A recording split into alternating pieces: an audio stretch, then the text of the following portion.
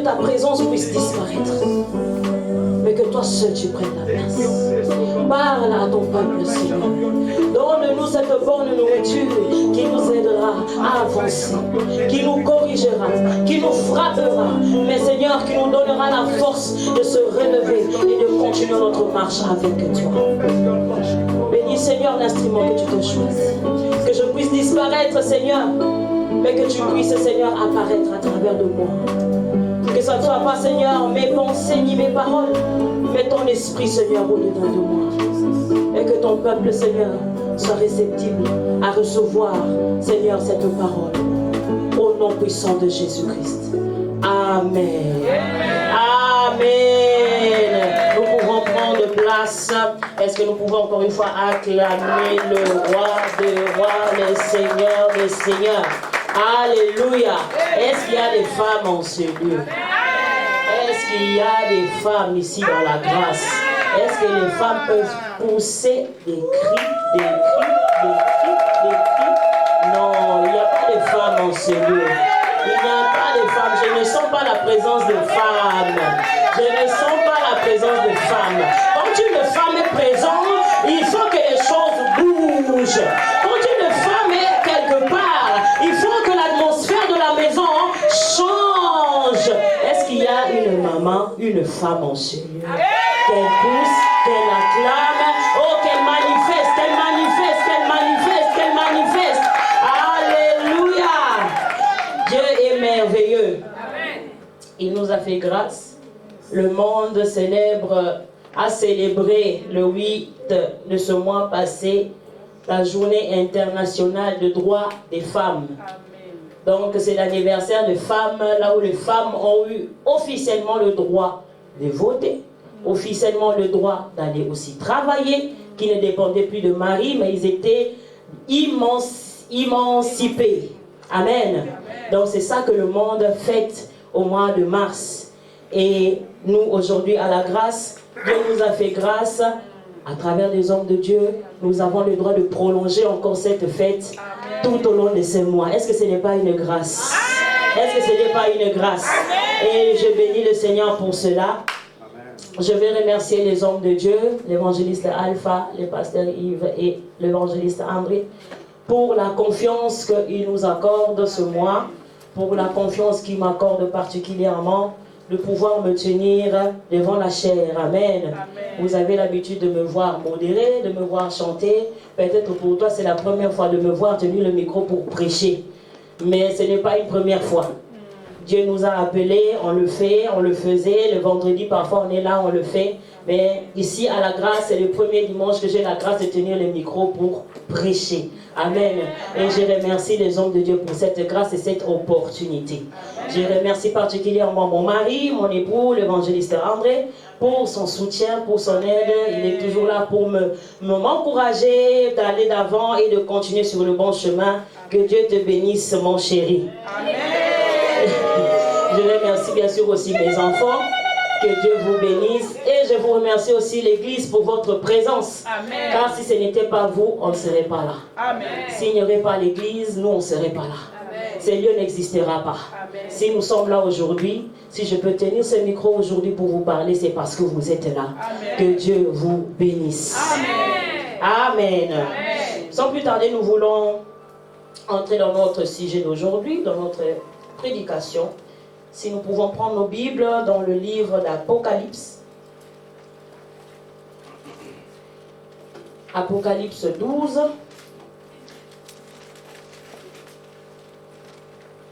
Cet après-midi, je ne veux pas seulement parler à la femme de sexe féminin, mais aujourd'hui, nous parlons de la femme qui concerne tout le monde en ce lieu. Amen. Amen. Chacun de nous va trouver sa part dans cette parole. Amen. Amen.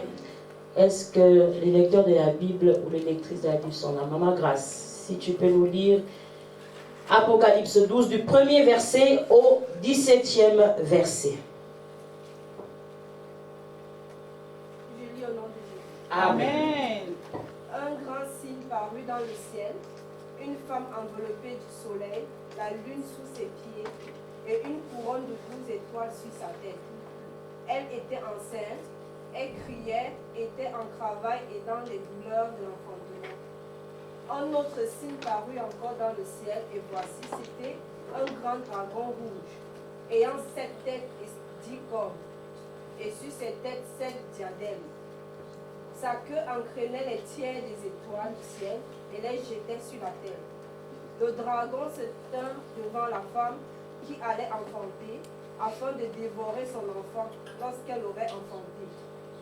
Elle enfanta un fils qui doit paître toutes les nations avec une verge de fer.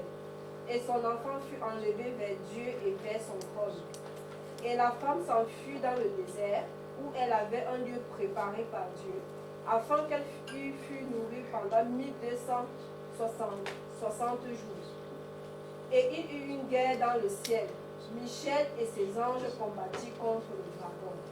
Et le dragon et ses anges combattirent, mais ils ne furent pas les plus forts, et leur place ne fut plus trouvée dans le ciel. Et il fut précipité, le grand dragon, le serpent ancien appelé le diable et Satan, celui qui séduit toute la terre, il fut précipité sur la terre et ses anges furent précipités avec lui.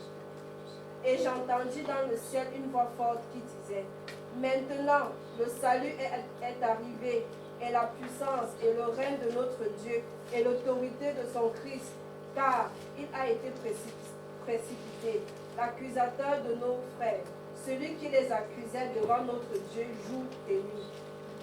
Ils l'ont vaincu à cause du sang de l'agneau et à cause de la parole de leur témoignage. Ils n'ont pas aimé leur vie jusqu'à craindre la mort. C'est pourquoi réjouissez-vous, cieux, et vous qui habitez dans les cieux. Malheur à la terre et à la mer, car le diable est descendu vers vous, animé d'une grande colère, sachant qu'il a peu de temps. Quand le dragon vit qu'il avait été précipité sur la terre, il poursuivit la femme qui avait enfanté l'enfant mâle. Et les 2 ailes du grand aigle furent données à la femme, afin qu'elle s'envolât au désert, vers son lieu où elle nourrit de un temps des temps à la moitié d'un temps, loin de la face du serpent. Et de sa bouche, le serpent lassa de l'eau comme un fleuve derrière la femme, afin de l'entraîner par le fleuve. Et la terre secourut la femme, et la terre ouvrit sa bouche et engloutit le fleuve que le dragon avait lancé de sa bouche. Et le dragon fut irrité contre la femme, et il s'en alla faire la guerre au reste de sa prospérité, à ceux qui gardent les commandements de Dieu et qui ont le témoignage de Jésus. Amen. Amen. On acclame la parole de Dieu. Alléluia. Donc nous avons lu dans cette histoire, dans le livre d'Apocalypse, qui nous parle de vision de Jean. Jean a eu une vision, il a vu les signes dans le ciel. Les signes dans le ciel, il a vu une femme qui était enveloppée du soleil, la lune sous ses pieds et une couronne de 12 étoiles sur sa tête. Amen. Amen. Nous voulons aller point par point parce que c'est un long texte et nous allons aller point par point selon ce que le Saint-Esprit nous dira. Nous allons développer. Donc, quand je lisais ce texte, bien-aimé, je me suis d'abord posé la question à savoir quelle était cette femme. Pour comprendre cette femme, j'ai dû comprendre les signes qui étaient sur cette femme. La Bible nous dit, comme je viens de le lire tout à l'heure, qu'elle était enveloppée du soleil. Amen. Amen. Donc on doit comprendre que veut dire le soleil. La lune sous ses pieds et elle portait une couronne de 12 étoiles sur la tête. Donc, cette femme était une femme exceptionnelle. Parce que quand on dit elle portait, l'autre version dit elle était enveloppée, elle était revêtue du soleil. Donc, il veut dire qu'elle portait en elle la gloire. Amen. Le soleil, signe de la gloire, signe de la bénédiction. C'était une femme bénie, une femme mise à part, une femme de part entière. Elle portait en elle la gloire. Amen. Amen. Premier élément. Deuxième élément, La lune était sous ses pieds, qui était signe de domination. Cette femme dominait. Elle avait la lune sous ses pieds. Donc, elle dominait sur quelque chose. Amen. Amen. Et le dernier signe qui était sur la femme, elle portait une couronne avec 12 étoiles. En cherchant les significations de 12 étoiles, je trouvais les 12 tribus de Juda. Qu'est-ce que nous comprenons par les 12 tribus de Juda? Nous comprenons Israël. Amen. Amen. Car par Israël est sorti les 12 tribus de Juda. Donc nous connaissons les Lévites, Juda, ici, etc. Amen. Donc c'était les 12 tribus de Juda qui représentaient les étoiles que cette femme portait sur sa tête.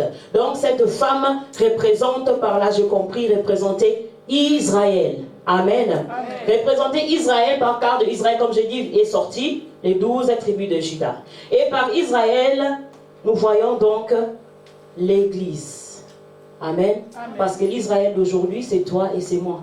Est-ce que nous comprenons cela? Amen. Jésus-Christ est venu sur la terre pour son peuple, mais son peuple l'a rejeté. Aujourd'hui, par sa grâce, nous sommes devenus tous membres de Christ. C'est bien ça, non? Amen. Nous sommes tous devenus des chrétiens, donc nous sommes des membres, nous sommes devenus Israël aujourd'hui. Et Israël aujourd'hui, c'est rien d'autre que l'Église. Alléluia. Je disais au début que non, mon message ne concerne pas seulement la femme au sexe féminin, mais nous voulons parler aujourd'hui de la femme qui est l'Église. Amen. Amen. Car l'Église est l'épouse de Christ.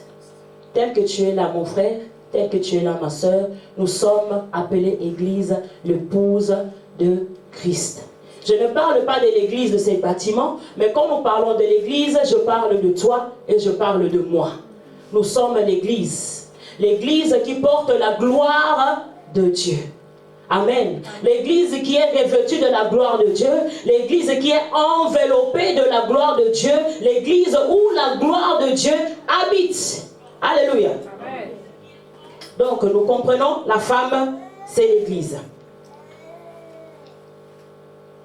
L'épouse de Christ. Donc, et il y avait un élément sur cette femme. Le verset 2 nous dit, elle était enceinte. Cette femme, vêtue de la gloire, du soleil, la domination, elle dominait, elle portait la couronne des 12 tribus d'Israël sur la tête, était enceinte. Elle portait une grossesse.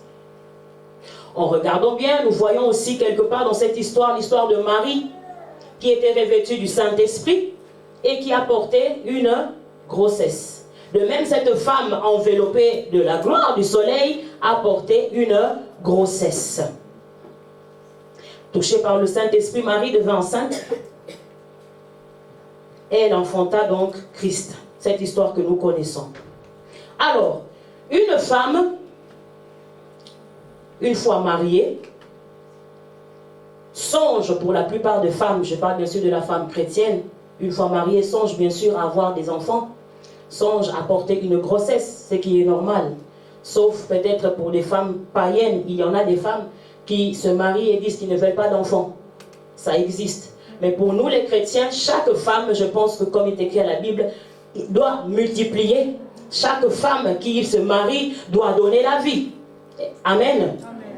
Donc, le devoir d'une femme mariée est de porter une grossesse. Elle rêve, elle songe après le mariage de donner des enfants.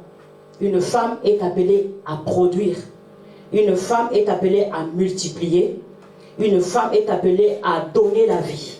Une femme est appelée à enfanter. L'Église est appelée à donner la vie.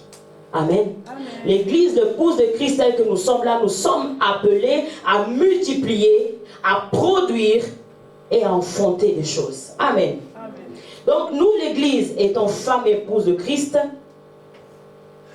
nous devons porter, ou nous portons même une grossesse. Nous devons porter une grossesse, l'Église.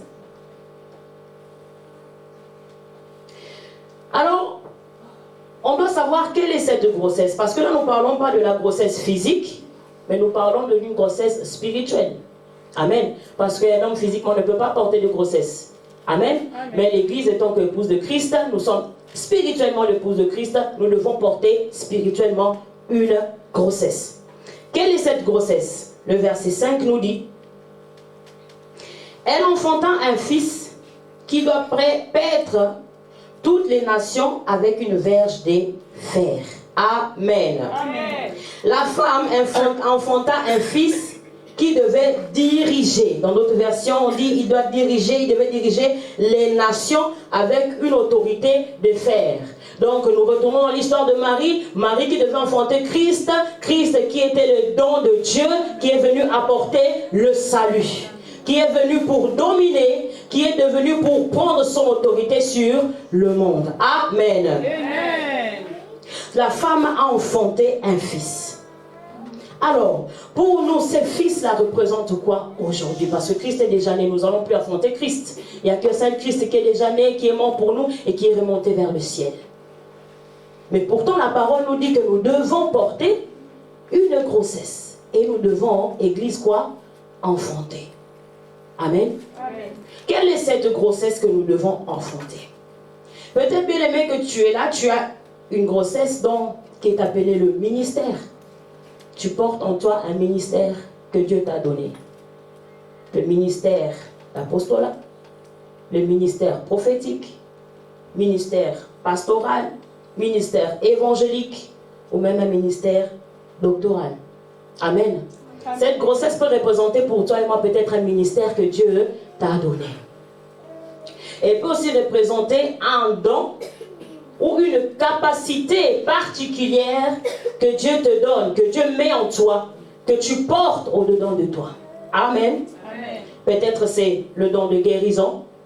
Peut-être que c'est le don de parler en langue.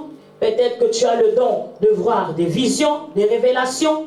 Le don d'interprétation de langue. Il y a plusieurs dons peut-être que Dieu a mis au-dedans de toi qui représentent la grossesse. Ça peut être une vision quelconque que Dieu t'a donnée. Peut-être que tu es là, Dieu t'a donné une vision de faire quelque chose, de bâtir une œuvre, de bâtir peut-être un ministère, de bâtir quelque chose pour lui. C'est une grossesse que Dieu te donne, une vision que tu portes ou un appel que Dieu t'a donné, que tu portes, qui représente la grossesse. Par la grossesse, nous trouvons aussi peut-être le projet. Peut-être quand toi tu portes un projet, Dieu t'a mis à cœur de réaliser un projet. Dieu t'a mis à cœur de mettre un projet à l'œuvre à l'église, peut-être ailleurs dans le monde. Ça peut être aussi une destinée que tu portes au-dedans de toi, qui est une grossesse. Alléluia.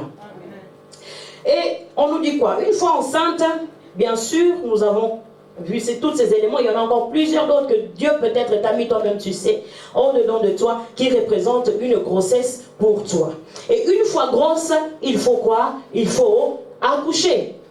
Il faut enfanter. Amen. Dans l'église, une fois mariée, donc épouse de Christ, une fois enceinte, nous sommes dans l'obligation d'accoucher cet enfant que Dieu a mis en nous.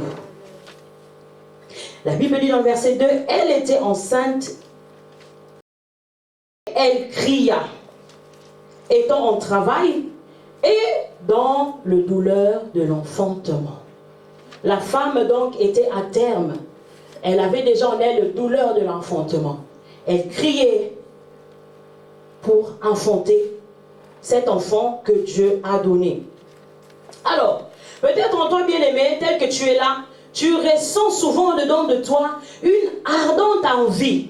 Une ardente envie dans ton cœur brûle à faire quelque chose que Dieu t'a mis à cœur. Alléluia. Est-ce que vous comprenez un peu ce que je dis? Tu peux être en toi, tu sens à chaque fois que tu es à l'église, une ardente envie, une chose qui te pousse, qui te dit de faire quelque chose. Amen. Ces ressentiments-là, c'est ça, la douleur de l'enfantement. Ce besoin-là est en train de crier dans ton cœur pour que tu puisses accoucher. Tu peux sentir au-dedans de toi peut-être cette envie de prêcher la bonne nouvelle. Tu ne comprends pas quand tu es avec les autres en train de partager. L'Éternel te donne des paroles, il te donne des choses où tu vois que Tu as cette capacité-là de prêcher. Tu as cette capacité-là de parler de la bonne nouvelle, d'évangéliser les autres. Amen. Donc cette ardente envie-là qui chauffe en toi, qui bouillonne en toi, c'est le cri de ton cœur qui te pousse à enfanter. Tu peux sentir au-dedans de toi l'envie, la douleur de te mettre dans le travail, dans le service de Dieu, peut-être ici à l'église. Parfois tu ressens dedans de toi, j'ai cette envie-là de peut-être me mettre au protocole. Tu sens en toi, tu regardes, le Saint-Esprit te dit, si toi tu te mets au protocole, ça va y faire bien. C'est le douleur de l'enfantement. Tu sens au-dedans de toi le besoin, tu regardes les enfants, tu dis, ah, les enfants ils sont là, ils viennent à l'église, ils s'ennuient. Mais le Saint-Esprit te met à cœur, pourquoi je ne prends pas les enfants pour les encadrer? Le douleur de l'enfantement qui est en train de bouillonner au-dedans de toi. Alléluia. Alléluia. Tu sens au-dedans de toi l'envie de te mettre à l'œuvre de Dieu, de te mettre dans le service de Dieu, de faire un travail quelconque. Tu veux le faire, tu le sens vraiment au-dedans de toi, au-dedans de cœur, que je suis capable de faire ceci, je suis capable de faire cela. Donc c'est une envie ou un sentiment que tu n'arrives pas à retenir. Le douleur de l'enfantement, qu'on n'arrive pas à maîtriser. Pour les femmes qui ont couché, elles me comprennent. Qu'on n'arrive pas à maîtriser. On n'arrive pas à retenir. On doit accoucher, on doit mettre au monde. Amen. L'enfant doit sortir pour être apaisé. Donc parfois ton cœur est dérangé, est bouillonné, à faire sortir ce travail que Dieu a mis au-dedans de toi, à mettre en pratique ce que le Saint-Esprit te met à cœur de faire. Tu ne comprends pas peut-être cette douleur. Parfois tu te dis, ah non, c'est mes pensées. Parfois tu te dis, ah c'est seulement les sentiments, je ne sais pas ce qui m'a pris. Non, ne te trompe pas. Parfois tu sens la vie, tu dis que je ne sais pas comment servir. Peut-être Dieu te met à cœur d'aller de venir juste nettoyer la salle, de venir juste nettoyer les toilettes, de venir juste faire l'intendance de mettre les chaises.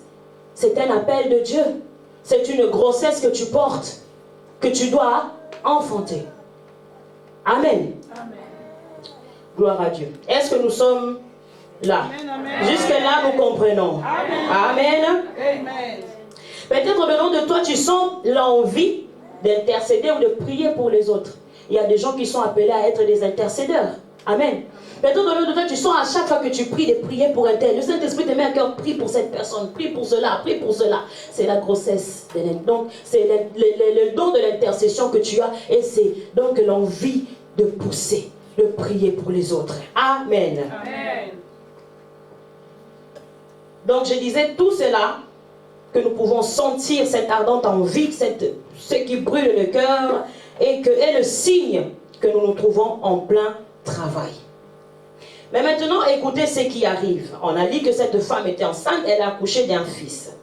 Mais il y a un deuxième élément dans ce passage que nous venons de lire, versets 3 et 4. Versets 3 et 4 nous dit quoi? Toujours dans Apocalypse 12.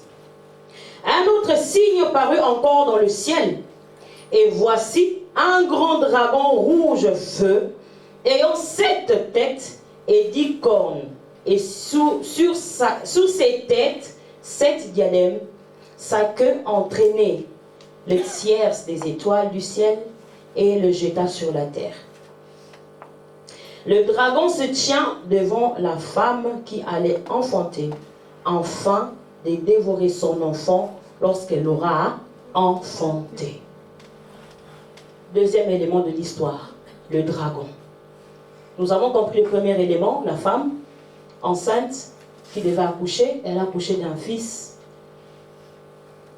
qui devait dominer sur la terre. Et deuxième élément que nous venons de lire, qui est le dragon. Donc, regardons bien sûr le dragon, c'est clair, la parole ne le cache pas, nous comprenons tous que ce n'est rien d'autre que ni autre personne que le diable. Donc, excusez-moi pour revenir, j'ai oublié de vous dire le thème. Notre thème de cet après-midi que nous partageons est la femme enceinte. Pour ceux qui notent, bien sûr. Donc, nous parlons de la femme enceinte. Donc, ce dragon qui est, comme je disais tout à l'heure, personne d'autre ou rien d'autre que Satan, le diable, comme nous le dit dans le verset 9, que le grand dragon, le serpent ancien, appelé le diable et Satan. Le diable, donc le dragon, est personne d'autre que Satan. Et donc, comme je disais tout à l'heure, tu peux sentir au-dedans de toi cette envie d'accoucher. Tu sens en toi cette ardente envie de servir Dieu, cette ardente envie de te mettre au service de Dieu, cette ardente envie de faire quelque chose pour l'œuvre de Dieu, ou peut-être de bâtir des associations. Tu sens une envie d'assister les orphelins, de faire des dons, de faire des œuvres de charité. Tout ça, c'est des œuvres, donc c'est des grossesses. Tu sens cette envie d'accoucher cette œuvre, d'accoucher un ministère, d'accoucher tout cela. Mais en étant dans le travail justement au point d'accoucher, il y a maintenant le diable qui se présente. Devant cette femme, il y avait le dragon maintenant qui se mettait devant elle. En plein travail, dans le douleur d'accouchement, le diable qui se tient devant elle. Bien-aimé, tu peux te trouver dans cette douleur, dans cette situation où tu veux. Maintenant, le moment est arrivé, tu veux te mettre à l'œuvre, tu veux accoucher. Ce que Dieu t'a mis à cœur, le diable se tient maintenant devant toi. Bien sûr, là, nous parlons du dragon. C'est une image, c'est une vision que Jean a vue. Mais aujourd'hui, le diable, pour nous, c'est spirituel. Nous ne le voyons pas comme ça avec nos yeux. C'est spirituel. Tu peux ressentir en dedans de toi cette ardente envie, mais le diable est devant toi. Le diable que nous appelons aussi l'ennemi. L'ennemi de notre destinée. C'est lui qui fait que nous n'arrivons pas là où Dieu veut que nous arrivons. Donc, qu'est-ce que représente le diable pour nous? Le diable d'abord représente la peur. Alléluia. Est-ce que nous sommes là? Amen. La peur. Tu peux être appelé, tu as cette chaleur, ce feu-là de servir. Mais à chaque fois que tu veux te lancer, tu sens dedans de toi la peur qui vient t'envahir. Je veux servir, je veux faire ceci, je veux faire cela. Mais j'ai peur de ce qu'on dira. J'ai peur. Est-ce que ce que je veux faire réussira réellement? Est-ce que la chose que je veux faire va progresser? Est-ce que ça va marcher? Il te met des peurs, des doutes et des inquiétudes au-dedans de toi qui font que tu as peur et que tu n'arrives pas à coucher. C'est le diable qui est devant toi. Amen. Amen. Il te fait peur pour que tu ne puisses pas accoucher. Il met devant toi la timidité. Tu as la capacité de parler. Tu as la capacité de dire des choses et les choses se font. Dieu t'a donné cette capacité-là. Au-dedans de toi, tu le sais. Tu es appelé pour quelque chose de précis. Au-dedans de toi, tu le sens. Mais le diable met en toi la timidité. Tu te dis, je ne sais pas parler. Je sens l'envie, mais quand je vais être là-bas, qu'est-ce que je vais dire? Quand je vais commencer à parler, ils vont se moquer de moi. Quand je vais commencer à faire ceci, le monde va se moquer de moi. Tu dis, non, Seigneur, comme Jérémie avait dit, Seigneur, je ne sais pas parler. Alors tu laisses tomber. Parce que le diable a mis dedans de toi la timidité. Or, la parole de Dieu nous dit dans 2 Timothée 1,7 que Dieu ne nous a pas donné un esprit de timidité. Mais il nous a donné l'esprit de force. Donc la timidité ne vient pas de Dieu. Ne prends pas la timidité comme une défense. Quand tu sens que tu veux faire quelque chose, tu te dis, tellement je suis timide, je ne peux pas le faire. Non, il faut que tu te lèves contre cette timidité. Car c'est le diable, c'est le dragon qui se tient devant toi. Le diable peut représenter encore quoi? La fatigue.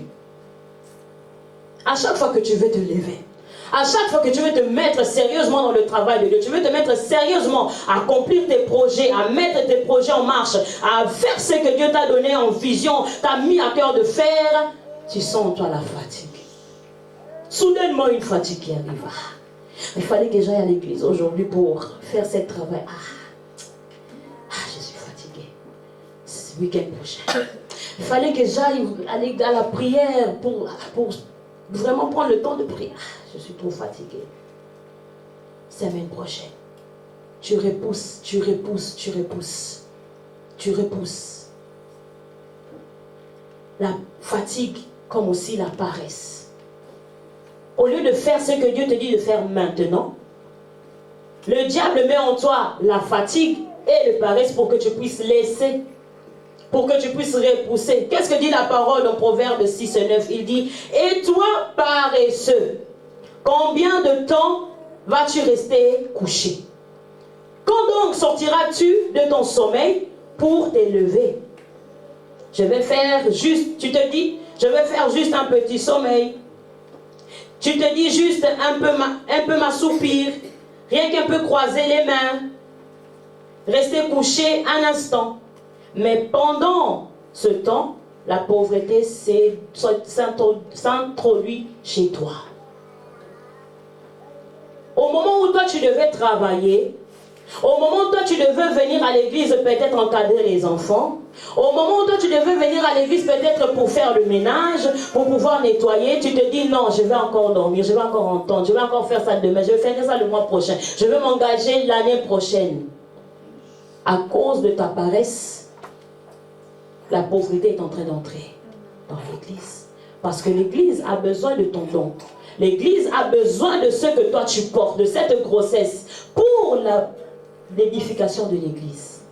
Mais tant que toi tu prends encore le temps de dormir, tu prends encore le temps de t'assoupir, de croiser un peu le main, tu te dis que tu le feras demain, tu ne sais pas de quoi est préparé le lendemain. Pendant ce temps-là, l'église a besoin de toi. Pendant ce temps-là, l'église souffre. Pendant ce temps-là, la pauvreté entre dans l'église. Pendant ce temps-là, il y a un élément précieux qui manque pour que l'église puisse avancer. Alléluia. Amen. Le dragon peut représenter encore quoi pour nous? Le travail. Le travail. Dernièrement, nous avons partagé avec quelques mamans ici à l'église. On se disait, tout travail n'est pas bon à accepter. Tout CDI n'est pas bon à signer. Amen. Amen. Il y a des travails bien aimés où tu travailles, tu gagnes bien ta vie, tu te retrouves vraiment, mais ce travail t'empêche à servir Dieu. Vous savez, quand nous prions, nous avons besoin de quelque chose, le diable aussi l'entend. Et lui aussi vient avec ses propositions, n'est-ce pas? Il vient avec ses propositions. Tu peux être à la recherche d'un travail, mais tu dois t'attendre aussi que le diable aussi te proposera du travail. Et pas le moindre, il te proposera même très bon travail. Mais qu'est-ce qu'il va faire? Ce travail fera en sorte que tu n'aies plus le temps de servir Dieu.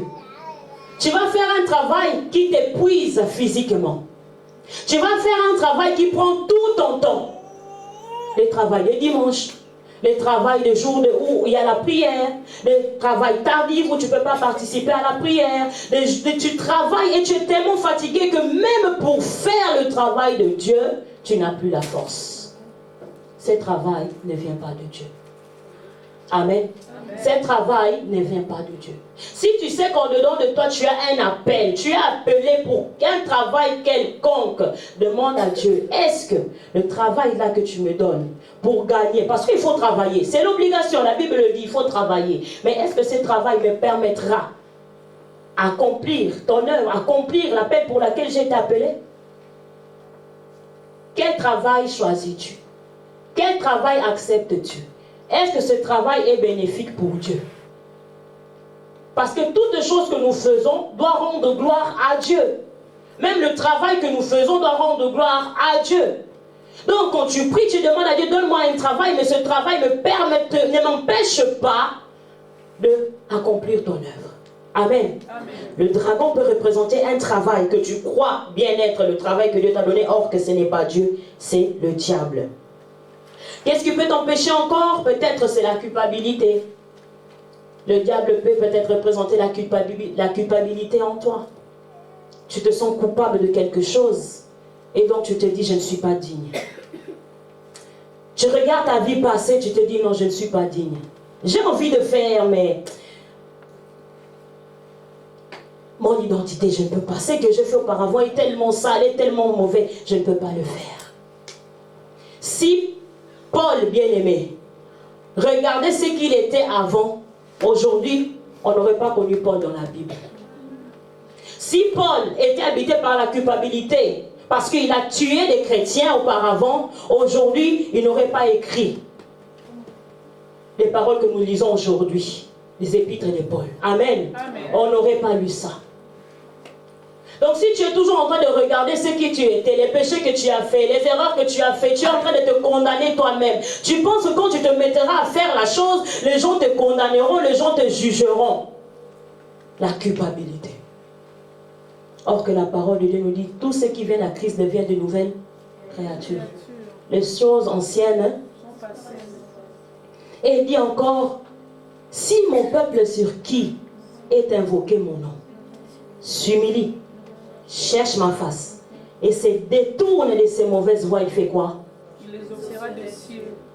Amen. Et il pardonnera son péché. Si tu as déjà accepté Jésus-Christ dans ta vie et que tu t'es détourné de tes mauvaises voies, tu dois avoir la conviction en toi que tu as été pardonné, que tes péchés ont été pardonnés. Pourquoi te culpabilises-tu encore? Tu te sens toujours sale. Tu te sens toujours indigne. Bien aimé, ce n'est pas toi. C'est les œuvres du diable. C'est le diable qui met la culpabilité en toi pour que tu ne puisses pas accomplir l'œuvre pour laquelle tu étais appelé. Or, qu'il nous dit dans le livre de Ésaïe, mais c'est moi et moi seul qui ai effacé tes transgressions par égard pour moi-même. Je ne tiendrai plus compte de tes péchés. Mais le diable continue à t'accuser. Mais l'Éternel te dit qu'il ne tient plus compte de tes péchés. Mais le diable continue à t'accuser, à mettre la culpabilité en toi. C'est le dragon. Est-ce que nous avons compris? Amen. Alors, toutes ces choses, tous ces éléments que nous avons lus ici font que nous retardons notre accouchement. Nous retardons notre accouchement parce que quand nous nous laissons entraîner par tous ces sentiments-là que le diable met en nous, nous attardons, nous retardons notre accouchement. L'œuvre de Dieu donc tarde à s'accomplir, tarde à se manifester. Parce que nous avons peur, nous n'arrivons pas. Vous savez, une femme qui est en travail, qui est en pleine contraction, pour qu'elle accouche, elle doit pousser. Et quand elle est envahie de la peur, elle se crispe, elle est vraiment crispée, elle n'arrivera pas à pousser. Est-ce que les femmes sont d'accord avec moi? Elle n'arrivera pas à accoucher. Et quand tu es envahi de tous ces sentiments-là, bien aimé, tu n'arriveras pas à accoucher. Et qu'est-ce qui arrive quand une femme n'accouche pas, quand elle ne pousse pas comme il le faut, parce qu'elle a peur, parce qu'elle est intimidée? Qu'est-ce qui arrive? L'enfant peut manquer de l'oxygène. L'enfant dans le ventre va souffrir. Il va manquer de l'oxygène. Et qu'est-ce qui arrive? L'enfant peut mourir. Toi qui te trouves dans le douleur, le diable est devant toi, tu te retiens, tu te retiens. Tu as envie de pousser, mais tu te retiens parce que tu vois la peur, tu vois le diable devant toi. Fais attention, ton enfant peut manquer d'oxygène et mourir. Le don que Dieu a mis en toi peuvent mourir. Les capacités que Dieu a mises en toi peuvent mourir. Parce que tu t'es laissé emporter par les sentiments et tu n'as pas accouché. C'est pour cela les sages femmes, à chaque fois, ils veulent mettre les femmes à l'aise, dans une atmosphère détendue, pour qu'elles soient à l'aise à accoucher, pour qu'elles ne soient pas stressées, pour qu'elles ne soient pas effrayées. Parce qu'il est nécessaire d'accoucher. Parce que si tu n'accouches pas, il y a un risque. Bien aimé, si l'église, nous n'accouchons pas, il y a un risque. Épouse de Christ, si tu n'accouches pas, il y a un risque. Alléluia. Mais la parole de Dieu nous dit que cette femme, malgré que le dragon se tenait devant elle, elle n'avait pas peur. La Bible nous dit que cette femme a accouché. Le verset 5, elle enfanta un fils qui doit paître toutes les nations avec un ver de fer. Et la suite de ce texte nous dit quoi? De ce verset nous dit quoi? Et son enfant fut enlevé vers Dieu et son trône. Amen. Cette femme n'a pas eu peur, elle a accouché. Et qu'est-ce qui arrive? Nous avons dit, Dieu a enlevé cet enfant vers son trône. Bien aimé, sache-le, quelle que soit la peur, quelles que soient les inquiétudes, oh, peur ou stress ou quoi, timidité, accouche. C'est Dieu qui va prendre ton enfant. C'est Dieu qui va prendre ton enfant. Accouche de ce travail que Dieu t'a donné. Accouche de ce don que Dieu t'a donné. Accouche de cette fardeau que Dieu t'a donné. N'aie pas peur de ce qui arrivera demain. N'aie pas peur de ce que l'on dira. N'aie pas peur de ce qu'on pensera. Dieu lui-même prendra soin de ce qu'il t'a donné. Tu ne vas pas le perdre. Le diable ne pourra pas le manger. Le dragon ne pourra pas dévorer ton enfant parce que Dieu enlèvera cet enfant vers son trône. Le diable ne pourra pas dévorer tes projets. Il ne pourra pas dévorer la vision que Dieu t'a donnée. Quel que soit le vent des tempêtes, tu dois savoir que Dieu seul enlèvera et prendra soin de cet enfant. Amen. Car il dit, lui seul donne la vision et il donne aussi la provision. Donc ne nous inquiétons de rien. Cette femme ne s'est inquiétée de rien. Car elle savait que Dieu prendra soin de cet enfant qu'il lui a donné. Alléluia. Amen. Mais il y a encore une chose à savoir. Après tout cela, il y a eu une guerre dans le ciel. Donc la femme a couché, l'enfant a été enlevé, et la femme, nous voyons dans le reste du texte, elle s'est enfuie, l'Éternel l'a emportée, elle était allée dans le désert pour être loin du serpent, loin du dragon. Alors ensuite, il y a eu une guerre dans le ciel entre Michel et ses anges et les dragons avec ses anges. Il y a eu la guerre et c'est les anges, Michael et les autres qui ont été plus puissants. Le diable a été précipité sur la terre avec ses anges. Donc, ils ont échoué. Alors, qu'est-ce que fait le diable? Verset 13. Qu'est-ce que fait le diable? Verset 13. Et nous sautons aussi dans verset 13, après nous allons lire verset 17, juste la partie A. Verset 13 nous dit, quand le dragon vit qu'il avait été précipité sur la terre, il poursuivit la femme qui avait enfanté le fils. Verset 17, partie A. Et le dragon fut irrité contre la femme, et il s'en alla faire la guerre. Amen. Amen. Encore un autre élément. Tu as accouché. Dieu te rassure, il prendra soin de ce qu'il t'a donné. Mais il faut le savoir, le diable aussi ne te laissera pas tranquille. La femme n'a pas été laissée tranquille parce que c'est elle qui a enfanté le fils. La Bible nous dit encore dans Genèse 3, Genèse 3 au verset 15, Dieu dit au serpent, je mettrai une inimitié entre toi et la femme, entre ta postérité et sa postérité. La femme te casera la tête et toi tu lui mordras au talon. La guerre a été déjà déclarée depuis entre le diable et la femme. Le diable n'aime pas la femme. Le diable n'aime pas la femme parce que la femme est symbole de vie. Et le diable est symbole de la mort. Il n'aime pas la femme. Donc le diable ne t'aime pas toi, Église. Il ne peut pas t'aimer. Il est irrité contre toi. Il te poursuivra. Il ne te laissera pas tranquille parce que tu donnes la vie. Parce que tu donnes la vie.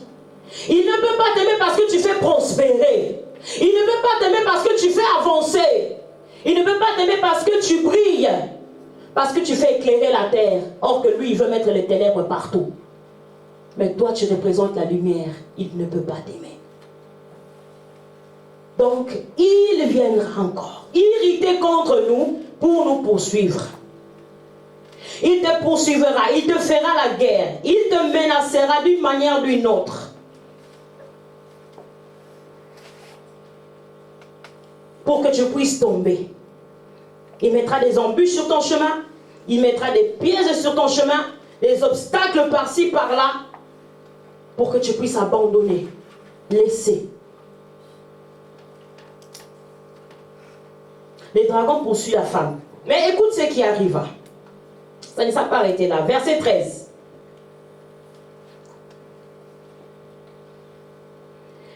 Quand le dragon vit qu'il avait été précipité sur la terre, il poursuivit la femme qui avait enfanté, qui avait enfanté le fils, et les deux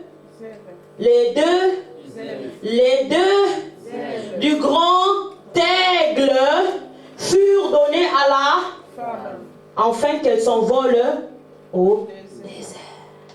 Est-ce que quelqu'un peut acclamer la parole de Dieu? Je ne sais pas si vous avez compris. Le diable, le dragon poursuivit la femme. Mais qu'est-ce qui est arrivé? Dieu a donné à la femme quoi? Pas seulement des ailes. Il faut bien lire. Pas seulement des ailes. Mais les ailes du grand aigle. Alléluia. La femme, Dieu te donne les ailes du grand aigle. Est-ce que tu le crois aujourd'hui? Toi qui es menacé par le diable, toi qui es menacé par les ténèbres, toi qui le diable te suit, il est en train de te mettre des embûches sur ton chemin. Il veut te faire tomber d'une manière ou d'une autre. Il te combat parce que tu as donné la vie. Sache-le que l'Éternel ne t'a pas abandonné. L'Éternel est là, il voit ton combat et il va te donner les ailes de grand aigle. Pour que tu puisses quoi? Pour que tu puisses quoi? Voler. On nous avait parlé ici, je crois 2 ans passés, sur les capacités de l'aigle. L'aigle, l'oiseau qui vole plus haut. L'oiseau qui vole plus haut, plus vite, qui voit plus loin. Nous connaissons tous les capacités de l'aigle. Dieu n'a pas choisi un pigeon.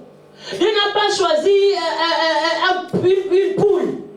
Il n'a pas dit que c'était, je ne sais pas, quelle sorte d'oiseau. Non. Mais il a dit l'oiseau le plus glorieux, l'aigle, pour t'envoler,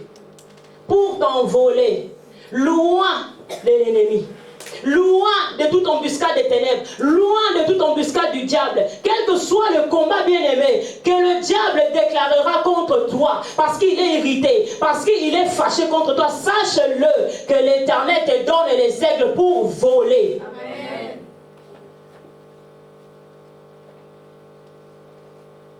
Et nous pouvons seulement avoir ces ailes. Nous pouvons seulement porter ces grands ailes bien-aimées, Église de Christ, si nous demeurons dans la prière. Si cette femme n'était pas une femme qui demeurait dans la prière, parce que la parole de Dieu nous dit que quand son enfant était enlevé, elle s'enfuit dans le désert. Le désert, c'est un lieu de retrait. Le désert, c'est un lieu où on est seul. Moi, je pense que quand elle était dans le désert, elle était bien sûr nourrie, mais elle était en contact avec Dieu dans la prière. Elle soignait sa relation dans la prière. Elle était dans la prière, demandait le secours de Dieu. Et cela a fait on lui a donné les ailes de l'aigle. Donc, pour avoir cela, bien-aimé, il faut avoir une vie de prière. Demeurer dans la prière. Demeurer au pied de Jésus-Christ. Demeurer auprès de celui qui nous a donné le fardeau et la grossesse à porter. Si nous marchons dans la crainte de Jésus, si nous marchons dans la sanctification et dans l'obéissance de sa parole, alors, Église, tu réussiras. Que l'Éternel bénisse sa parole. Je disais que le Seigneur bénisse sa parole. J'appelle maman Nani. Amen. Pour la suite. On continue d'acclamer Jésus. On continue d'acclamer Jésus.